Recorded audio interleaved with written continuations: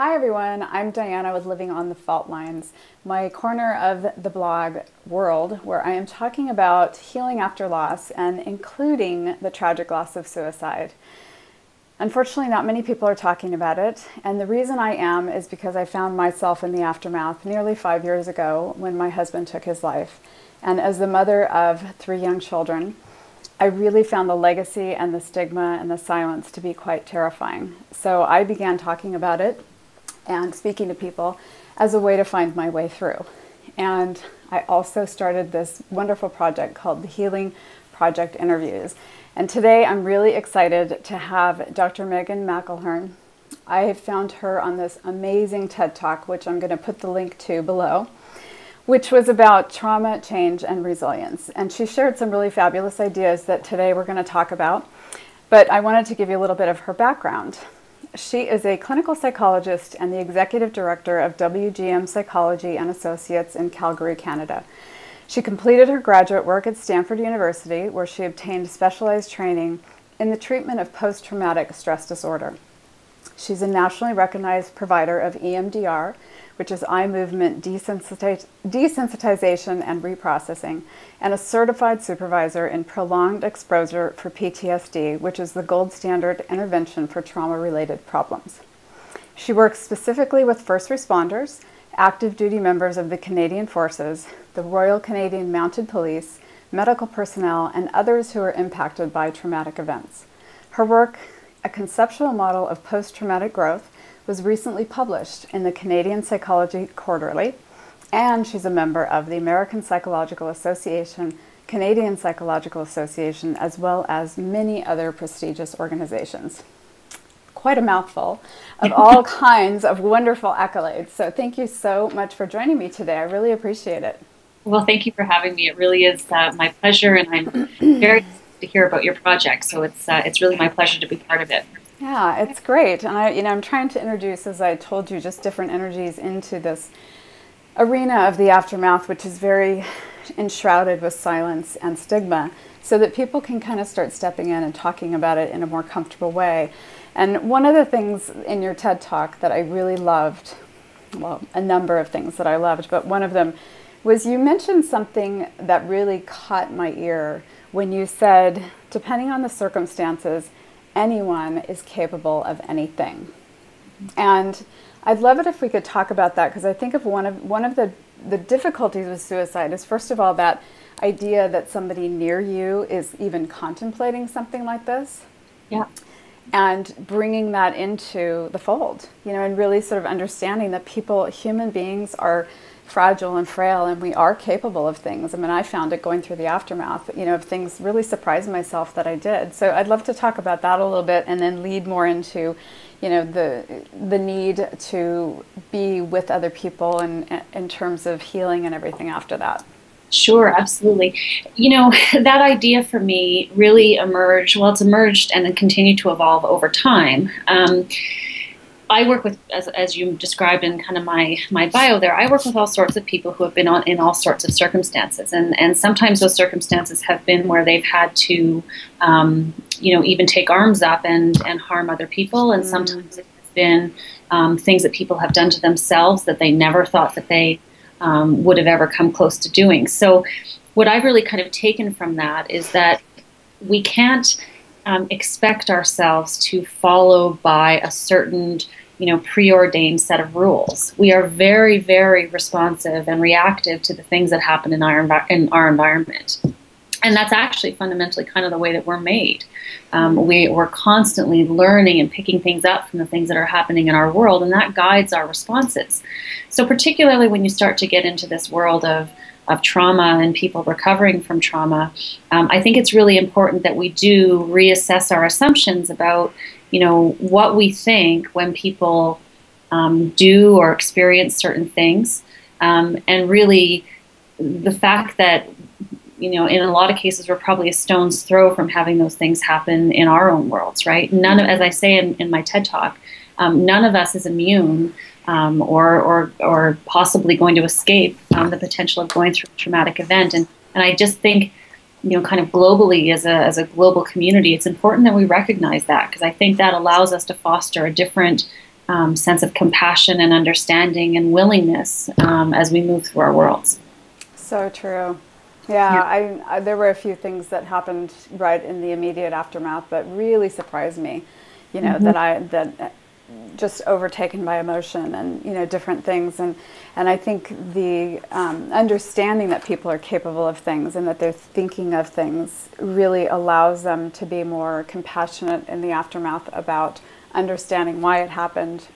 And that, you know, people do think about this. I mean, people get very desperate. So now you talked about the antidote to isolation, you know, the curative power of relationships. So how, in the aftermath with suicide, where you have something that people are so afraid to talk about and have this fear and the stigma, how in your practice have you encouraged people, or, you know, what kinds of things would you recommend for somebody who is in that position where, you know, it's very hard to reach out because most people don't really have a language, you know, to speak. They want to solve the problem, but they can't. And so the tendency is, and I've spoken to many people who have gone through this, myself included, is for people to just kind of drift away. And then you find yourself, you know, kind of in this open field of, you know, wow, where is everybody? So how, you know, how does one find that connection that you talked about, that, you know, we are wired for social connection, and how do we create that? Yeah, I mean, I think the way I look at that is probably a number of different perspectives. I mean, frankly, I think that this is why a project like yours is so important, because one of the ways that we kind of can address that issue is what we do before the traumas or the suicides hit, right? Having conversations where we're normalizing the fact that actually the majority of people out there at some point or another are going to consider this idea of, well, what if I just ended it all, right? There's a continuum. Thinking that doesn't mean that someone's actually going to do it, but actually having that thought and feeling that degree of despair is not actually all that uncommon. And so I think... So let me stop you for 1 second there. How common would you say it is? Because I think that people would be really, really surprised, because the people I speak to, and I'm not in your position where I have, you know, huge contact, but I do. It's amazing to me how many people will actually admit it, and, you know, and the thoughts that they're having. It's quite surprising. So what would you say? I mean, I would say, honestly, I would say probably 3 out of 4 people out there at some point is going to, you know, and again, it doesn't have to mean active ideation and an intent and a plan, but the thought, I would say 3 out of 4 people out there, and maybe the 4th person's just not prepared to admit it, right? Yeah. It is a natural, you know, this is one of the things that I think is really important that we talk about in our worlds, right? Which is we've become so, in a way, afraid, I think, of our pain and our painful emotions and experiences, that what I see is more and more and more we're divorcing ourselves from those things. So when somebody hits a spot where they feel great despair or disillusionment or hopelessness or something, there's a real terror, as you said, in that, because it's like, I don't know what to do with it, right?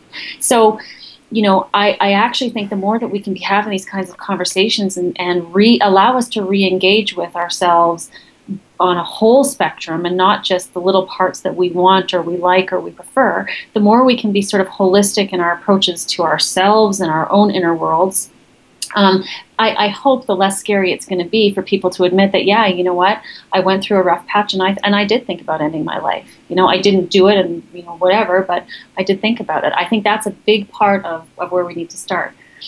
And then I think the second piece is, you know, people need to, I think, you know, the people that I work with and maybe the community as a whole need to realize that sometimes there is help to reach out for, to help dig in and process and contact some of that pain, right? So if people aren't comfortable in reaching out to their personal relationships, if they don't feel like they have the confidence in those relationships to tolerate that difficulty, finding other people to talk to, you know, in a church, you know, a clinical provider like myself, you know, various of the outreach services that are available throughout, you know, certainly in Calgary and across North America, any way that you can start to just get out there and say, this is what's happening inside of me, that's going to be some of what protects people from, A, having their pain continue, and B, actually acting on that pain in a permanent kind of a way. Right. And so going back to someone who's in the aftermath, who's now dealing with, you know, that person who made that choice, then and they've got that pain that is not so much, you know, what the person who took their life had, but they're left with the residue. They're left with the stigma. Reaching out becomes rather tricky. Reaching out becomes, you know, sort of people are afraid. And so would you encourage somebody when they're in that situation to be with the situation, really, to sort of bring it into their life? I mean, I talk about a lot on my blog, really embracing it, as uncomfortable as it is, learning to really get comfortable with it, learning to sit in those uncomfortable feelings and understand that the person who's reacting to you and leaving and running away, you know, doesn't have the emotional bandwidth to actually hold your pain. But for a lot of people, that's still really hard because we're so socially wired to be a part of that tribe. So what are there tools that we could offer someone, you know, to make that easier, that transition? Well, you know, I think individually, I think what's important is that just like you talked about, right? Like that idea of kind of just being with yourself in the moment, right? So that's something that I do a lot with people, is actually try to get them to realize that the exact moment that they're in may not be the catastrophe that everything else feels like, right? Like if they can actually just be in the moment that they're in and pay attention to their surroundings, you know, use their stimuli, right, their sensory information through what they see, what they hear, what they can touch, to just kind of ground themselves in that moment. Oftentimes in the aftermath, it's, as you may be able to speak better than myself, it's almost like things are like a rushing current, and it's almost hard to grab hold and feel like you can get any sense out of anything. And there's a lot of, you know, oftentimes tendencies to ruminate on the past and wonder, you know, how did this happen, and what did I do, and did I see, what did I miss, etc. And also worrying about the future. What is this going to mean for me? And, you know, what if I don't recover? What if this, what if that? And so the present moment gets lost. So that's the first place that I start with people, is just to say, can you just try to be in your skin in that particular moment? And in a way, adopt a spirit of curiosity, you know? Instead of saying, oh my gosh, you know, there's this pain and I hate it, I want to get away from it. It is to say, okay, so I've got this pain and it's here. What does it feel like? You know, where do I feel it? Can I describe it for myself? Like really using those kinds of ways of talking to yourself, that actually allows us to increase our tolerance for that moment that we're in. I like that a lot. Yeah, and then if we're talking about, you know, how we try to connect with others, I do think that sometimes we need to adopt like an eye drop approach, right? Like a little drop at a time to see, you know, is this going to be somebody who I can help to build up their tolerance in tandem as I do it, right? So, you know, there can be little attempts to reach out, recognizing that there's going to be a whole degree of people who aren't going to be able to tolerate, but the odds are good that there's going to be at least somebody out there. If we say 10 people, there might be one person out of those 10 who's going to have a little bit more inoculation to the pain, who can actually pay better attention, right? Yeah, and I think sometimes too, you know, just saying, putting it out there in that space between you, you know, look, I know this is really uncomfortable for you, and because I spent a lot of time in the beginning trying to make other people be comfortable with my situation, and you know, it became very exhausting. And I realized that there were a lot of people, like you said, there's going to be a degree that just they simply can't do it. But then there are the people who I think, you know, they want to, but they're kind of standing with their toes on the edge, and they just don't know how to step in, and so they go away rather than come in. And so sometimes if you can just say, you know, this is really uncomfortable for me too, and I know you can't fix it, but if you could just be here for me, if you could just, you know, hold my hand and let me know you have my back, I think sometimes that creates that connection too.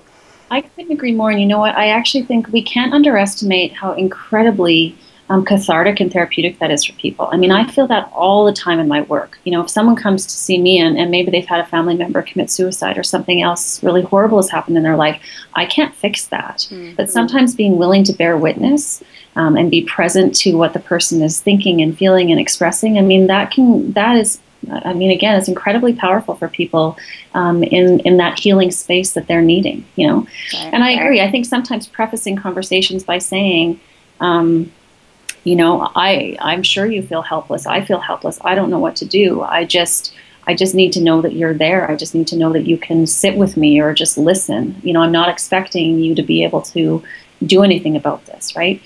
Again, I think perhaps the people in our lives, because they are hopefully they're well-intentioned and they want to feel like they're being of service and helping. If they don't think that they can feel that way, they tend to pull away because they don't want to make the situation worse, right? Yeah, go ahead. Well, as you said in the beginning, I think people just were not really given any kind of tools or language for our pain ever. And one of the things that I found in my 5 years of like you have this very deep formal training. My training has been kind of on the ground, right? But one of the things that I think is really true about suicide is that all of us, and a number of people I've spoken to who kind of are in the same field as you have confirmed this, that we have this kind of original wound that we carry around of not belonging or feeling unworthy. And everybody has it and kind of hides it. And suicide comes along and literally it's like having a magnifying glass being put over that belief. And, I always have this vision of the Batman emblem, and here you are thinking and believing you're unworthy, and then someone abandons you through suicide. Well, now what are you going to do? Like, wow, it's true. It's been validated. I'm so unworthy that somebody actually took their life, and wasn't willing to stay with me. And I think that, in and of itself, we're kind of mirrors for people on one on one hand, and then also, ourselves. It's this mirror of what we believe about ourselves. So it's a really double-edged sword when you're trying to find and create that connection again in the aftermath of creating it with yourself, and then also turning it out to other people. It's a tricky thing to do. And I sometimes wonder, when I'm working with people and they'll say, I was really surprised by so-and-so, they had such a powerful reaction to this that I wasn't expecting, and kind of a negative reaction. One of the frames I put on that is we never know just how close other people are to the very thing that they're pulling away from, right? And I sometimes wonder if the people who react and pull away the strongest aren't in fact the people who are coming that close to the edge, right? Yeah, I totally agree. The ones who pronounce it as being cowardly and, all these different things that you hear in the media, it always makes me wonder too. Yeah, exactly.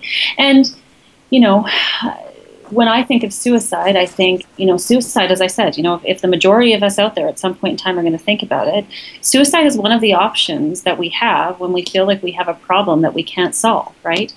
It's just unfortunate that it's a permanent solution to that problem. Inherently, suicide means there's some degree of ambivalence. I mean, there's nobody I've ever worked with who's suicidal who hasn't wanted to live and to die at the same time. And I think it does take, I agree with you. It's like we need to kind of teach humanity a little bit differently how we talk about and how we understand, kind of the emotional depth that people can get to. Because it does take a lot of courage, I think, to be in a space with somebody who has that amount of ambivalence about whether they want to live or whether they want to die. And show them that it's okay. I think that's one of the things we don't have is that understanding that there's a spectrum. There's deep despair all the way up to just outrageous joy and everything in between. And we're never really given that, the approval to feel those other emotions that are dark, and they are really scary. But once you learn to just be with them and do what you were talking about earlier, where you're just present with it, and you start to understand that it's going to move, it's going to change, if you give it the opportunity to. If you push it away and you drink and you numb it and do all the things, then it's not going to go away. It's going to persist and stay there. But yeah, it'd be nice if people could, if we could find a way to give permission and allow people to understand that these things are okay. Because I think our culture is just so, you talked about this in your TED Talk, the happiness myth, it's okay to be happy, it's not okay to be sad, and if you're sad, you need to move to happy as quick as you can. Or there's something wrong with you. Or there's something wrong with you. Right. And I mean, like I actually talk about this. I have a kind of a lecture that I give on the happiness myth, and this is what I speak about. This is a fairly new phenomenon, actually, in Western civilization. And I'm just going to kind of focus on our Western world because it's organized a little bit different than some of the cultures out there. Around the time of the Great Depression, people weren't worrying about if they were happy or not, right? They were worried about, am I going to have enough food to eat, and like survival, right? Basic need kind of stuff. So it's been a fairly recent evolution that this thing about I've got to be happy has come about. And what I think we're missing in that is that there, from my opinion at least, there actually is no such thing as a good emotion or a bad emotion, right? I mean, we have emotions. We have happiness, we have fear, we have sadness, we have pride. I mean, we have natural emotions that if you go kind of around the world, you're going to find that, people out there have the same basic set. And each of the emotions that we have for a reason. It's there to help us understand something about ourselves and to teach us about something about where we're at in our world and kind of where we're headed. So I think this tendency to now dichotomize our feelings into those that are good and those that are bad is really problematic. And I think something that we probably need to be doing a better job early on, helping our children to understand, that there really isn't a distinction. Because I think what it does is it sets people up to feel like, well, if these are the good and these are the bad, then I have to do this to get more of the good and this to get less of the bad. And it's a losing strategy, right? So if you are somebody who, more often than not, for whatever reason, is having more of the bad, as you say, that's just reinforcing worthless over and over and over again. But it's really built on a faulty equation that I think needs some reconsidering. Yeah, it's true, isn't it? I mean, that's an interesting point because we did kind of go from that Depression era into all of a sudden, we had the industrialization of nations and moving into progress and success and being successful. And, I was raised in an era where being angry was not nice. You simply didn't do that. And I don't think that generation of people, like you said, they came out of survival. Happy was what? Happy? Are you kidding me? We gotta eat. Right? And then as humanity has become more and more evolved or conscious and these emotions, are more and more present, nobody sort of stood back and said, well, hey, what are these things for? Maybe we should consider, what happiness and different things are. And I do think that's one of the big problems. And people get overcome with these emotions, and you see these people, like road rage, people getting really angry. And to me, I mean, I can trace these things back into my own childhood, some of the emotions and things that I feel. And I think if you spend some time with that, just figuring out, why am I so angry right now? Why am I getting so triggered by this situation in front of me? And, if you sit with that, you can generally go back into the, the layer of your childhood and figure out that, oh yeah, it makes sense. My dad was always yelling at me, or whatever that sense of helplessness that created, that you've carried along, and this is how you get power, is, now in this particular part of your life. So yeah, exactly. And I think one of the common things I hear in the work that I do is, people are kind of afraid, especially if they've gone through trauma and they're experiencing a lot of pain, they're kind of afraid, like, if I connect with that pain, like, it feels like it's going to overwhelm me, it feels like it's going to go on forever, I feel like I'm going to go crazy, so on and so forth, these kinds of thoughts. But what people actually find is the more they can sort of, be present and validate and acknowledge and pay attention to whatever they're feeling, it's kind of like a balloon that all of a sudden deflates, right? It's like the power gets taken away from the fear of the feeling, right? And once people, I think, have that corrective experience about, what, I can actually feel this pain, and not only did it not overwhelm me and make me crazy, in fact, I might feel a bit of relief. Feel better. That's an incredibly powerful experience for people to have, I think that, I mean, again, I don't totally know where this started, but I think what we're seeing nowadays is that with this goal of kind of like happiness and self-gratification as our objectives, we're seeing people trying to get more and have more, and there's things about more that is associated with this idea of happiness. But what that's meaning is that people are having to work harder and harder and harder and put longer hours in and so on and so forth. So their stress is going up. So it's like a real vicious cycle, right? Paradoxically, the very thing that they're trying to get, happiness, is the very thing that they're taking themselves away from by the means that they're trying to get there. Right? Yeah. It's very strange. And then, of course, we have on top of that this medical profession that tends to just prescribe something. You go to a doctor and you just, you get a pill and then you're happy, or whatever that is. And I know about 2 or 3 months after my husband died, my doctor, very same thing. I was really overwhelmed. There were a lot of things going on, and she said, "Why don't you just go on antidepressants for a little while? Why don't we just, And so I did, just because at the time I was honing my coping skills. I was figuring these things out.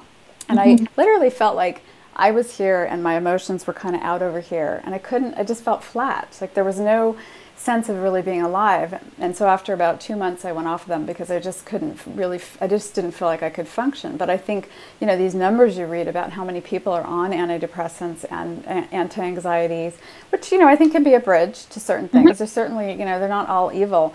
But I think long-term, lifelong sort of strategy for coping with that thing, it really takes you out of the game.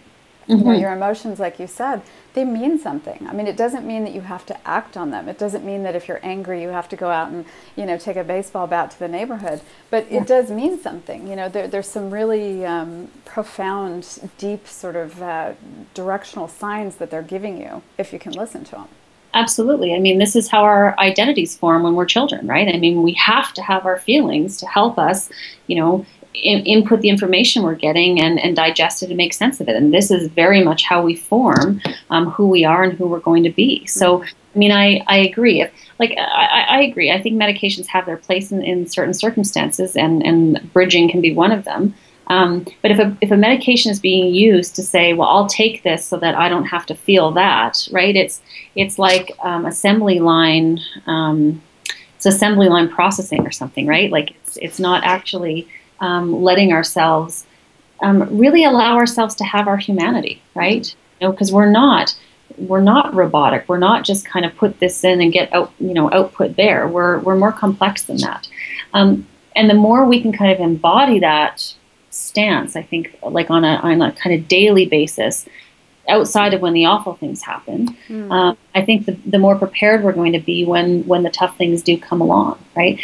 As I said in that talk, with this idea of trauma being the great equalizer, right? I think none of us can take for granted the idea that that we're immune from something kind of bad happening in our lives. And my hope, and I say this in that talk as well, is the more we can be having these kinds of conversations and engaging with our feelings and our inner worlds differently and looking at our relationships differently, the better prepared we're going to be when, heaven forbid, a traumatic event comes along. If at the time of a traumatic event you are already numbed out and isolated and, stressed to the max and running, like you're not going to be really well equipped if a really bad thing happens. Right. Right. So I guess it's a comment on some of the stuff I think we need to be paying attention to just more regularly, right? Not in the throes of a crisis. Yeah, it's almost like teaching resilience, isn't it? I mean, all of this comes down to resilience.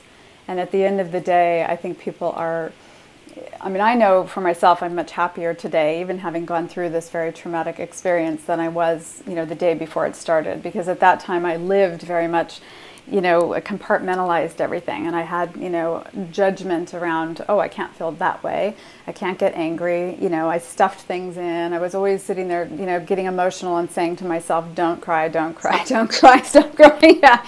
And now, I cry in front of my kids. I'm happy. The sort of flow is much more there. So it would be really lovely if, we could have much more just acceptance and teaching the children, particularly as you said, giving them these skills and these tools so that when these things happen, as they do, and I don't think people realize, I've been in rooms and asked how many of you have been touched by suicide, and it's 8 out of 10 people either know someone directly or know someone who, and not that suicide is the only trauma in the world, there's multiple ones, but you are going to be affected. And I love that line that trauma is the great equalizer. Used to be death, but I think now it's probably more trauma and more more of there's a lot of it out there nowadays, isn't there? Really sad. Right? And I really agree with you, right? Like, what's the big deal if we're in our lives and we have a natural emotional response to something and we express or demonstrate that response, right? That's how we've been created, and that's kind of how we're organized to respond. As you say, the trouble comes along when it's like, oh, geez, I feel tears springing to my eyes for whatever it is that's happened, but oh, no, that's embarrassing. Don't let people see that, right? Because all that does is send a message back that that isn't okay, right? That is somehow connected to something that's wrong with us. And that's, again, that's just a really problematic equation for us to be working from as we walk through our lives. Yeah. You know? Yeah. Because inevitably what ends up happening is, some of our emotions might numb out, and more often than not, you end up, with stress and anger and not much else. You're not really able to enjoy your life anyways, right? Yeah, just it's an ineffective strategy. Blots out everything else, doesn't it? Yeah, it really does. Well, so let's talk a little bit about this idea of people when they, after trauma, this, inclination to isolate. This natural sort of pulling away from the pain, and your idea of human contact being curative, how that I loved you had said something about self and other alienation, and that if I control my world, then I'll be safe. And I know I've had that sense, where you just start having less and less contact, and it feels safe, but it's really not safe. What is that? Why does that happen? And what can we do again to kind of push that the other way? Mm-hmm.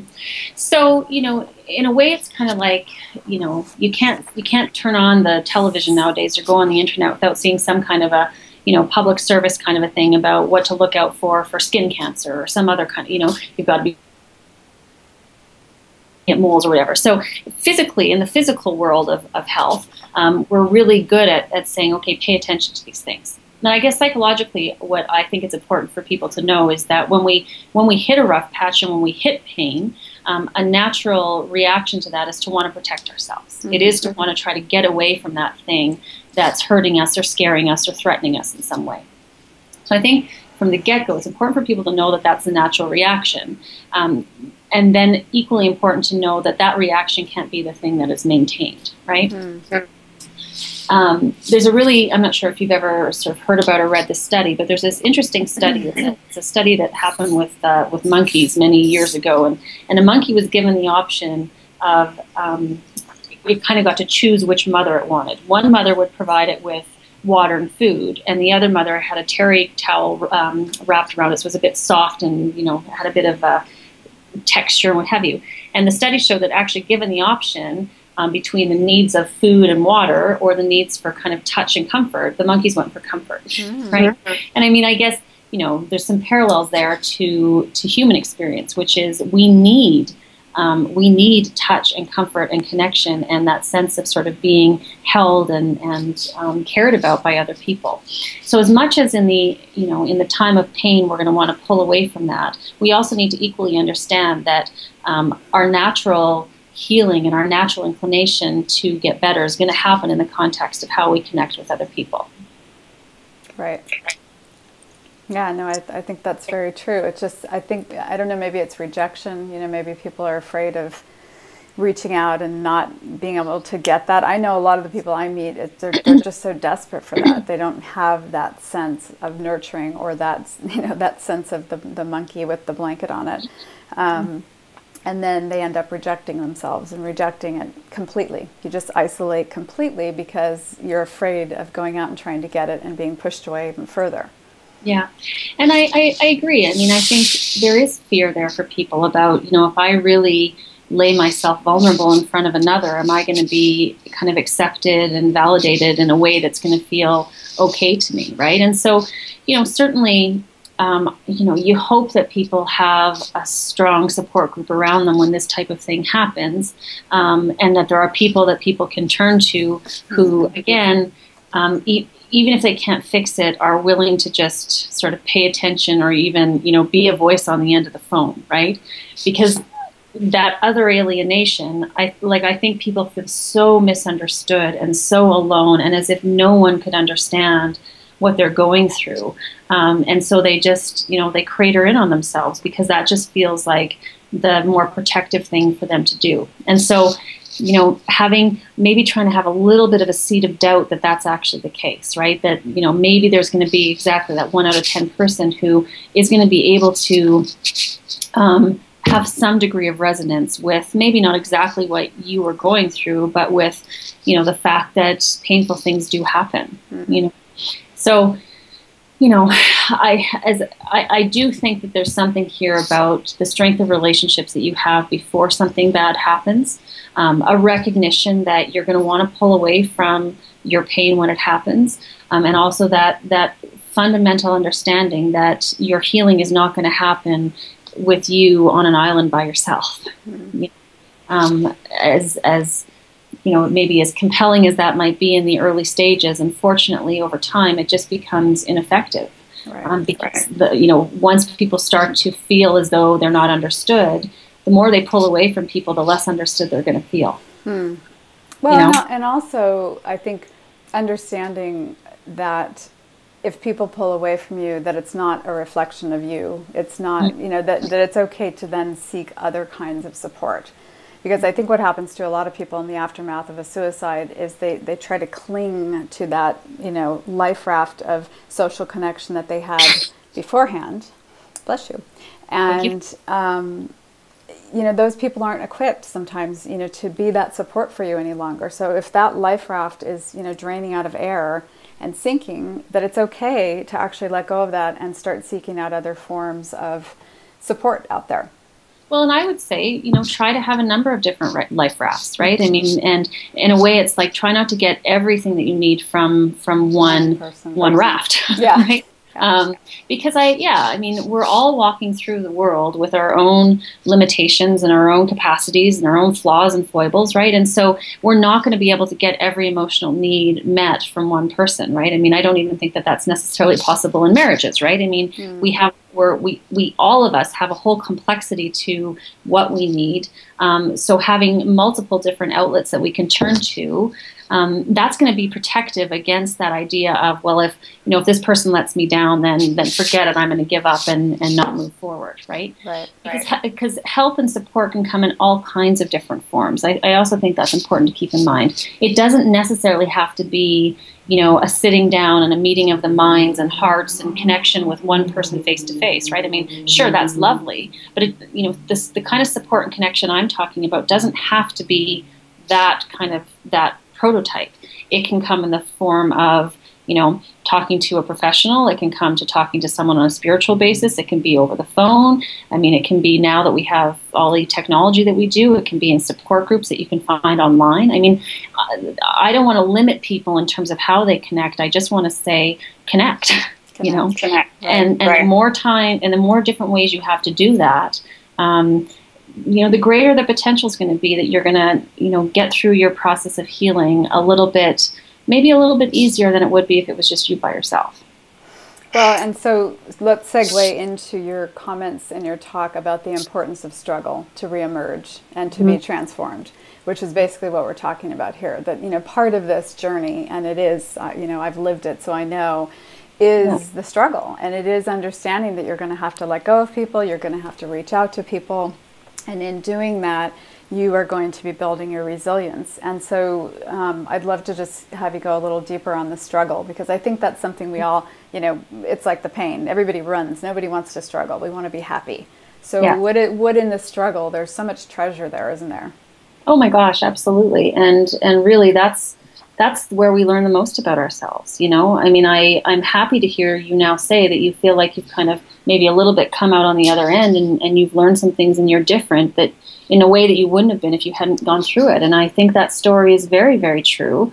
And there is something very precious that I think we can't lose sight of, in the fact that we need to go through hard times. We need to have disappointments, and we need to have painful things happen in order for us to grow. We don't, if you think about, again, I'll use a physical parallel. If you think about going to the gym and lifting weights, right, what you're actually doing when you're lifting weights is you're tearing down your muscle tissue, and then it's in the healing that it becomes stronger. Right. Well, kind of emotionally speaking, we're a little bit the same, right? If we never have to go through a disappointing time or have a heartbreak or suffer a loss, then we never actually get to learn how to go through those things, but also learn something about ourselves, in that we have the capacity to go through those things. Right.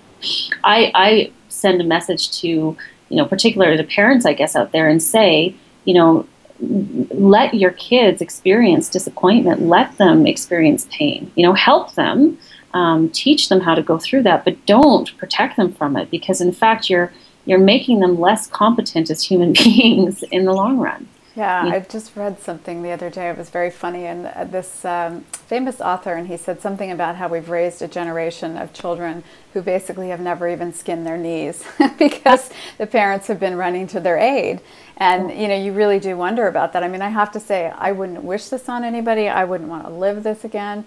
But my children, have come through this in the most amazing way, and they are very deep, and they have real compassion and understanding for the harshness of life, but also how beautiful it can be, and what can come out of it. How I mean, it has shaped and formed them, which I think was due in large part to me allowing them to talk about it and to really be with it. But yeah, you're right. Adversity it's like a blowtorch to the soul, isn't it? It just creates. You can transform into something you never could have imagined. Yeah, exactly. And I mean, I look a lot into the idea of what's called post-traumatic growth. And so the idea there is exactly, it's not just actually being able to withstand traumas. It actually is to say, okay, well, I was greatly impacted by this event, and maybe I went on to develop PTSD or whatever.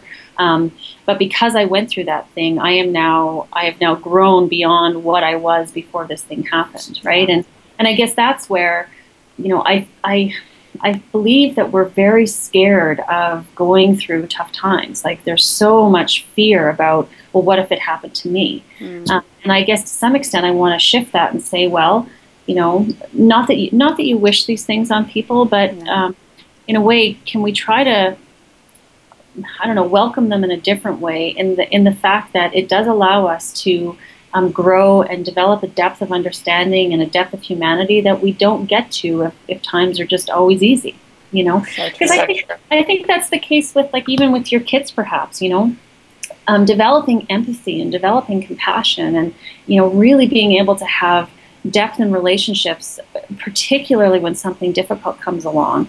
That doesn't just necessarily happen because you tell it to, right? Those are the kinds of lessons or scars we earn in battle, and they tell a story. Yeah, they definitely do. Yeah. Well, I know you have limited time here today, so I just wanted to ask you, I have this theory about suicide, the epidemic, as it were, that it has, kind of a message for us, our society, and, that it's really asking us to look a little deeper at the way we're treating ourselves and treating each other.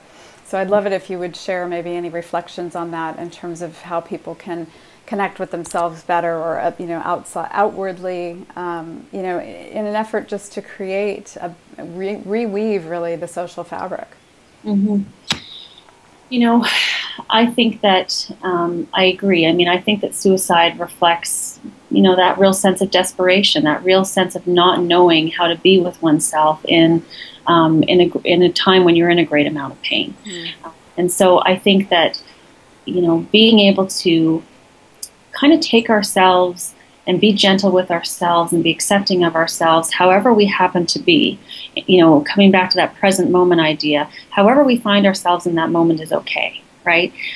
As you said, how we find ourselves doesn't necessarily have to translate into action, but how we feel and what we're going through is okay. And I think the more that we can just allow ourselves to have like radical acceptance of who we are in whatever moment that we're in, hopefully that's going to allow people to feel less alone, less desperate, and as though they have nowhere to turn, right? Because if we're all kind of moving, we're all starting from a place of just saying, we're just going to accept what it is. If it's anger, if it's fear, if it's despair, we're just going to accept how it is. If we can be starting from there, then I don't think people have to feel so terrified and alone when they find themselves there, right? Yeah, that's beautiful. I love that radical acceptance of yourself, and just deep compassion. I think that's one of the greatest lessons that I've taken away from this is understanding that all of those feelings I have, everybody else is having, and it's we're so connected. We seem so different, but we're really so connected by those threads and those parts of us that we want to hide. They belong to everybody. Exactly, and that's just it. I mean, I see that we have oftentimes way more capacity to be really compassionate towards other people in a way that we just aren't with ourselves, and this idea that if we're harder on ourselves, we're somehow going to bring ourselves to a better, a different place. I mean, I think we got to just abandon that. Like, let's just get rid of it, right? Yeah. What's wrong with being as compassionate to ourselves as we would be to our kids, or aging parents, or anyone, right? I mean, what's wrong with just offering that to ourselves, and really putting that in a framework of whatever happens on the inside is okay. It's not something to be feared. It's there for a reason, and it's natural, right? Yeah. So let's just start from that place. Yeah, that's great. Well, I think we could probably talk many more times about this, and so many great things to really offer people. So I thank you so much for your time today. Where can people find you if they want to? I'm going to put the link for your TED Talk below this video, but where can people find you if they're curious? Okay, yeah. So probably I would say I'll direct people to my website. So it's www.wgmsych.com. Okay. And we have a link there. It's like a help now link that if people want to send an email or if they have a comment, they can certainly do that. Okay, cool. Well, and I will definitely share the TED Talk because that's worth watching. And thank you so much. I really appreciate your ideas. I loved what you shared, and I'm so glad we were able to go a little deeper. I think it was very helpful, and hopefully people got a lot of interesting takeaways. So. Hope so. I hope so. And thank you very much for inviting me again. It's my pleasure and honor to be part of this. So thanks very much. Cool. All right. Well, thank you. Okay. I'll talk. Bye-bye. Bye-bye.